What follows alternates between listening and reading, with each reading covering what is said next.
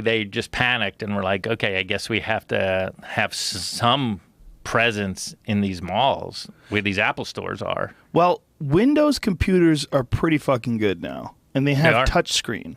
A lot of them have touchscreen. Right. Like I was at a one of those Best Buys or whatever the fuck it was the other day, and I was checking out the Windows computers.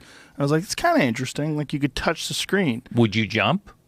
Are you brand loyal? You brand loyal? No, I don't give a fuck. But Windows have many more problems with viruses.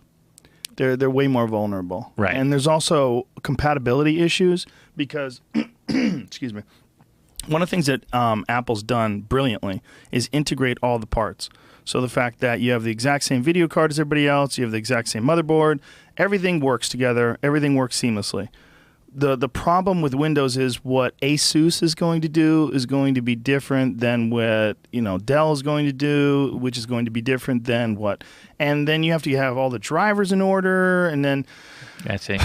Different companies put their own proprietary stuff on there, and then there's also there's more ways, and obviously I'm not a computer expert, but there's more ways to exploit the Windows operating system apparently than there is to exploit Apple. As far as like innovating or no, as far as viruses. Oh, okay. Yeah, I mean, how many viruses have been?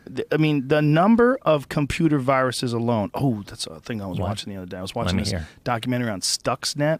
And on how they concocted this computer virus to attack the Iranian nuclear facility. Oh, I know all about this. Whoa, do you? Oh, yeah. Really? Yeah. I mean, obviously I didn't recognize that name, but that documentary is out now? Yes. Where did you see it? In the hotel room. Hotel room in Atlanta. Yeah, because there's a book about it now, and it's just like that is scary because now you can ruin machines with computer viruses. Oh yeah, correct? Yes, you can.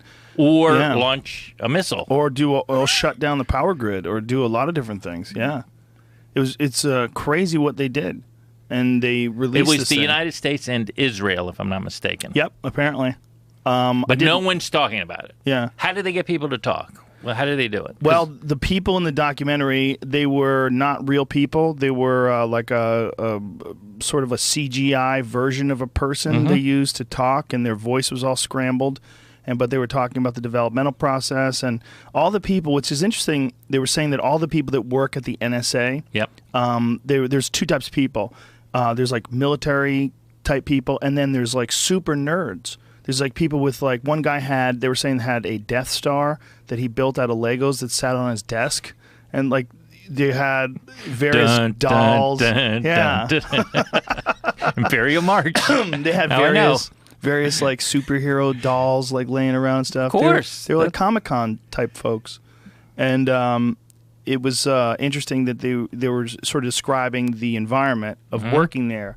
That is these sort of computer folks and super nerds, super computer geeked out wizards, who are working together with these military characters, and the military characters are sort of guiding them to try to create these viruses to attack these various facilities that Iran had. Okay,